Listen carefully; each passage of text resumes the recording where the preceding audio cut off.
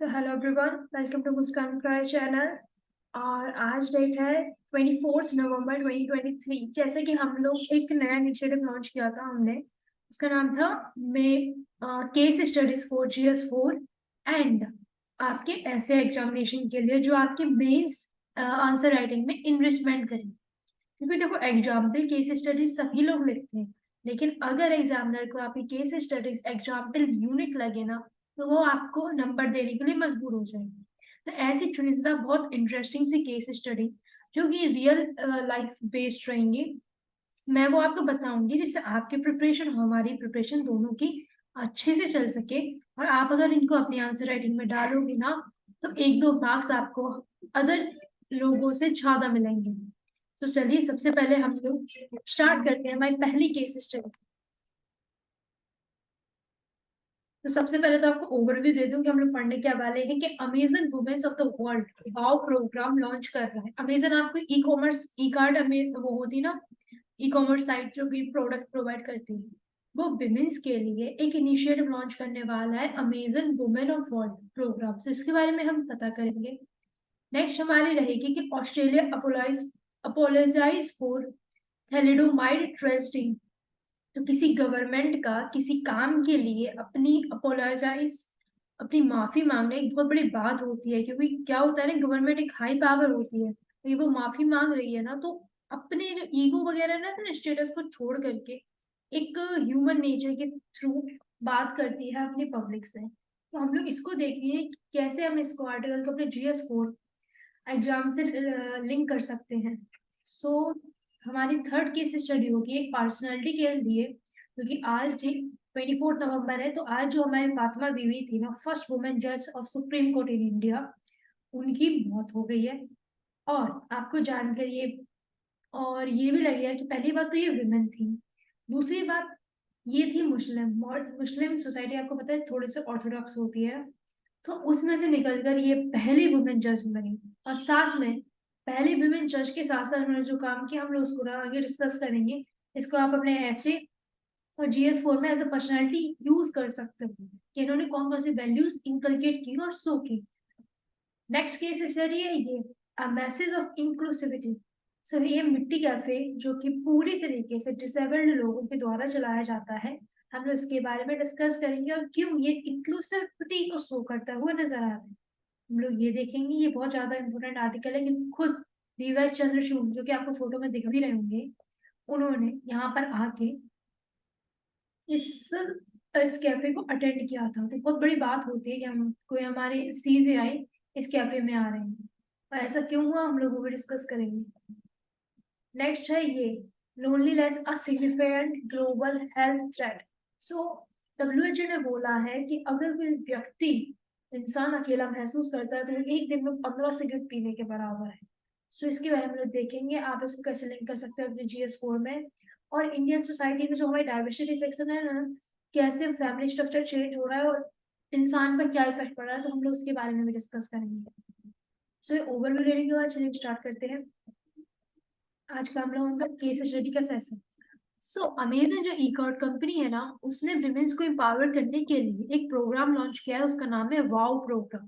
सो इसमें क्या होगा कि अमेजन वाओ एक नेटवर्किंग प्लेटफॉर्म तैयार करेगा, जिसमें विमेन इंजीनियरिंग स्टूडेंट्स जितनी भी विमेन्स है ना, उनको एक प्लेटफॉर्म प्रोवाइड करेगा, जिससे कि वो अमेजन लीडर, यानी कि जो अमेजन में खुद अभी काम कर रहे हैं और एज ए लीडर काम कर रहे हैं, mean CEO, engineer, superior engineer, उनसे बातचीत कर सकेंगे।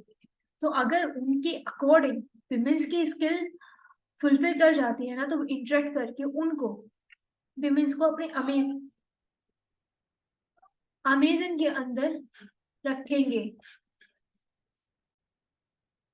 तो इससे क्या होगा, विमेंस की जो स्किल रहेगी ना, अमेजन में जो रिक्रूटर होंगे, अगर उनकी फुलफिल हो गई ना, तो वो उनको अपने अपॉइंट कर लेंगे, जैसे कि विमेंस के भी कैरियर और स्किल बिल्डिंग बनी रहेगी और अमेजन का काम होता रहे। तो विमेन एम्पावरमेंट से आप इसको लिंक कर सकते हो। इससे क्या होगा, रिसोर्स यूटिलाइजेशन अच्छे से होगा, आप स्किलिंग विमेंस की अच्छे से होगी, और women in stem science technology engineer mathematics की फील्ड में बढ़ेंगी। जैसे कि आपको पता है स्टेम में अराउंड विमेन ओनली 14% है, जो कि बहुत दुखद घटना है। यानी कि हम लोग 50% हैंडल करते हैं पॉपुलेशन में और 14% मात्र हमारी स्टेम सेक्टर में जाते हैं। सो आप इसको लिंक कर सकते हो अपने GS1 में इंडियन सोसाइटी से लेकर कि कैसे ग्लोबलाइजेशन इंडिया की विमेंस को एम्पावर करने के लिए आगे बढ़ रहा है। तो आई होप मैं आपको ये अच्छे से बता सकी हूँ केस स्टडी। सो पढ़ते हैं अपने नेक्स्ट केस स्टडी की ओर।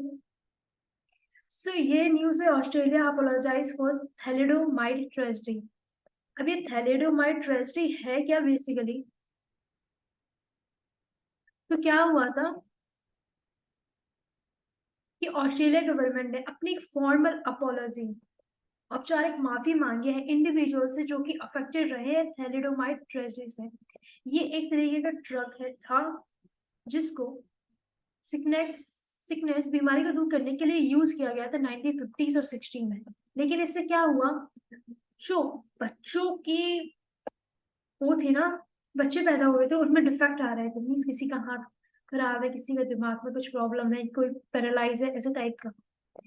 तो इस ड्रग को प्रिस्क्राइब किया गया था फॉर द प्रेग्नेंट वुमेन्स के लिए, कि उनकी जो प्रेगनेंसी में प्रॉब्लम होती है ना, उसकी कष्ट मिलता है उसे रिलीव करने के लिए। लेकिन इसका देखा गया दूसरी तरीके से, माल फंक्शन देखा गया, लाइक किसी के पैर खराब हो गए, चेहरे में प्रॉब्लम, किसी के इंटरनल ऑर्गन में प्रॉब्लम। से गवर्नमेंट ने अप्रूव किया था ना थैलिडोमाइड ड्रग, इसलिए गवर्नमेंट ने फॉर्मल माफी भी मांगी है। मतलब आप समझो 10,000 बच्चे सफर किए थे इससे। सो अगर आप इसको देखोगे ना, तो आप इसको कहाँ यूज करोगे कि एक एथिकल वैल्यू शो की है ऑस्ट्रेलिया की गवर्नमेंट। कैसे? अकाउंटेबिलिटी को मानी है कि हमारी गलती थी।